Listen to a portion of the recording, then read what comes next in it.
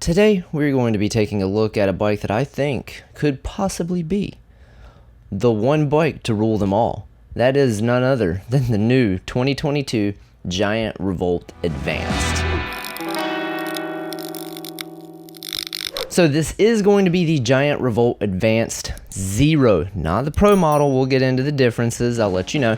Bike Shop got two of these bikes in, a medium and a medium large. The Revolt used to only come in a medium then a large, so the medium large is somewhat new. Let us just jump right into the first look of the Giant Revolt Advanced Zero non-pro. This color is classified as Night Shield. The frame is none other than the advanced grade composite. It is a 12x142 through axle, and it does have a flip chip in the dropout, which is super freaking cool.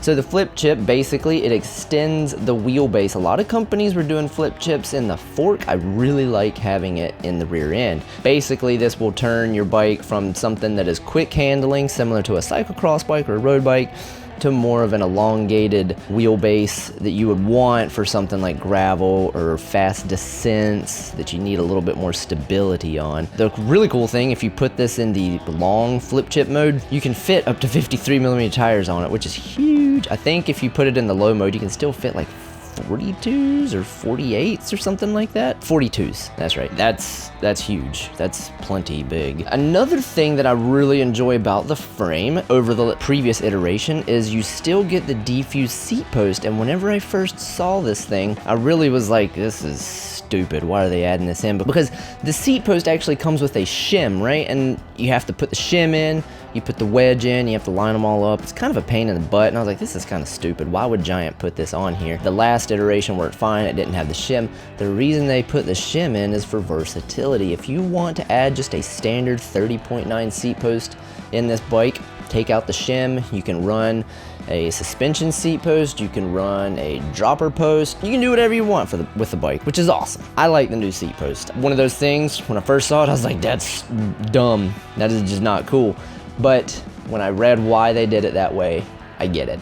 And I'm a big fan of defuse. Defuse is essentially Giant's, we'll call it integrated suspension, but it's basically they modify their frames to have flex in them in certain parts and be stiff in other parts. So the defuse, usually they'll put it in a lot of their seat tubes and their seat posts, and it basically adds some flex. So all the little goody bits are just Giant contact. So you got like your stem, your handlebar, that kind of stuff. It's all just Giant contact. That is another difference between this and the Pro model. The Pro model typically has carbon handlebars and stem, that sort of stuff. The other big difference between the Pro model and this one is the fork on this one is just the advanced grade composite. The fork on the Pro model is the advanced SL, so it's got a lighter fork on it. That's it. This one is coming with full GRX. So this is the 810, so it's a 2x11, but you got your shifters, front and rear derailleur.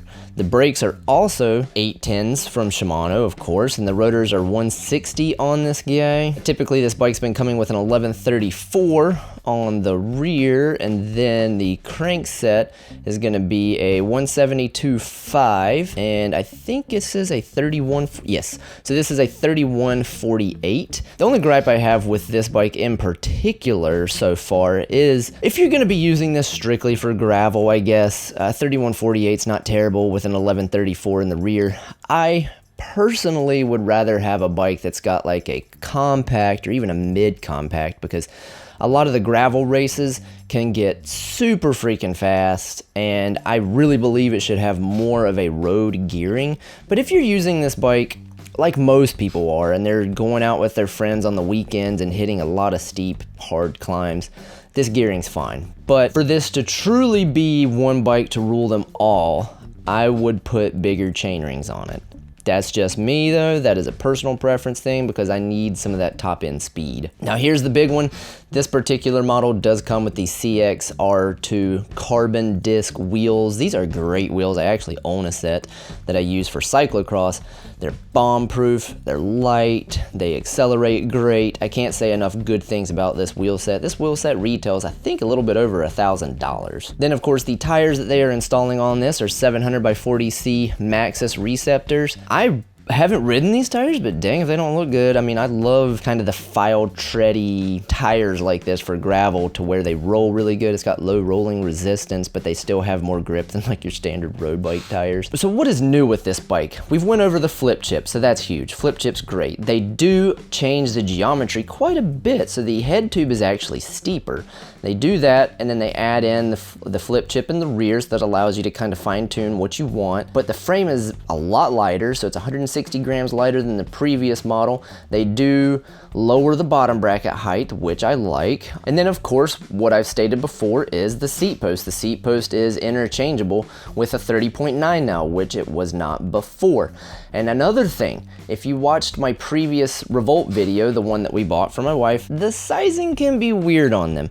I typically on a road bike will ride a medium. Her Revolt that we got, it is the previous model year, or not model year, but previous, it is the previous generation Revolt. Like, I like a 55 top tube. 55 and a half is ideal for me. I love that. We got her the medium, which I think is about a 55 top tube. I know that the large was too big for me, so I went with that size, the size smaller for her, because she's just right under my height. She's tall. The seat post would not come out far enough for my leg length. I've got long legs for my height. I have like a 32-inch inseam. I thought I was just weird and I needed an odd size bike, something in between, but no, it was, I mean, look it up. All over the internet, people were complaining that the seat posts are not long enough. Now, you can order a longer seat post, but you don't want to do that if you're buying a brand new bike. If I put the longer seat post on the medium, the bike fit like a glove. It's perfect. I love it. But now, Giant added in some more sizing. You got the medium, medium large, and a large. Medium large is what I would typically ride. That's your 55 and a half. That bike fits a lot better than the previous generation medium, if I'm not getting too convoluted. Thank you very much. But I do gotta let you guys in on a little secret, because sometimes people think that Giant gives me these bikes to review. That is not the case at all. So I might be able to ride this one because who bought it is a friend of mine. I will provide him with that question and we'll see where that goes. But for the time being, this is not my bicycle. The only reason I get my hands on these things is because of the bike shop. But that is why this is more of a quick and dirty first look kind of thing. So let us move on to the weight real quick. All right, are you ready? I'll use our first one here. Yeah, I got one reserved on here.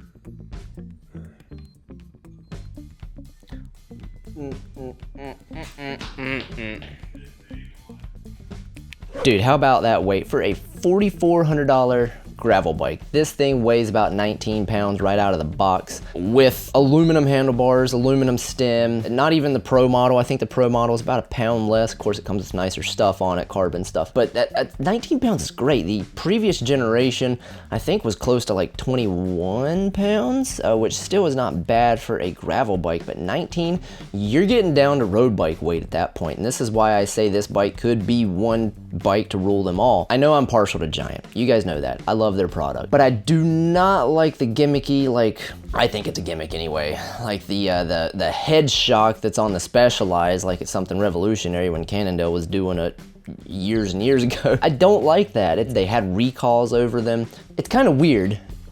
Like, I'm trying not to get too convoluted, but it's almost like these gravel bikes that are getting some suspension and stuff, they're almost just becoming 700C early 90s mountain bikes. Like, mountain bikes when they first came out had like 40 to 60 mil of travel, and that's what these gravel bikes are getting on them now. So it's kind of funny to see that, you know, but I want a gravel bike that is light, can be a road bike if I want it to be, and I think this bike is finally it. The previous generation of Revolt I thought was a great training bike, like your crappy weather winter bike. I really think if you put a couple bigger chain rings on this thing, it's not gonna be as good as like a high-end TCR that's got all the aeroness on it, but for your local group ride, you could smash with this thing, dude. I am thoroughly impressed with the weight. I am thoroughly impressed with the changes, and when I first saw this bike, I was apprehensive because it's got like 4 bottle cage mounts. You can put racks on it. You can put fenders on it. I was like, there ain't no way this thing's gonna ride that well. And I haven't gotten a lot of test time on it, but it's a big surprise for me. You could take this to a crit race if you wanted to, if you had bigger chain rings. It accelerates great. It is just as aero as my 5-year-old TCR, if you want to put it that way. It doesn't have internal cable routing, so that's its only downfall. It seems like Giant, they turned the knob of the Revolt towards the racy aspect a little bit more. They made it a lighter, more nimble, fast bike. I love the flip chip. Can't say enough good things about this as a first impression. I would rate this bike very high. I can't wait to ride it. Quick and dirty first look. Thank you guys for sticking around. I hope you enjoyed it. Please, if you would, hit the like and subscribe button. That always helps. That's all I ask from you guys, and I will continue to give my honest opinion on these things. So I will see everyone in the next one. Be sure to stick around because it involves Chandler borrowing his dad's brand new Orbea Rise carbon bike and then immediately breaking the frame in half. So we'll get to that next time. Love you all. See you in the next one. Bye-bye.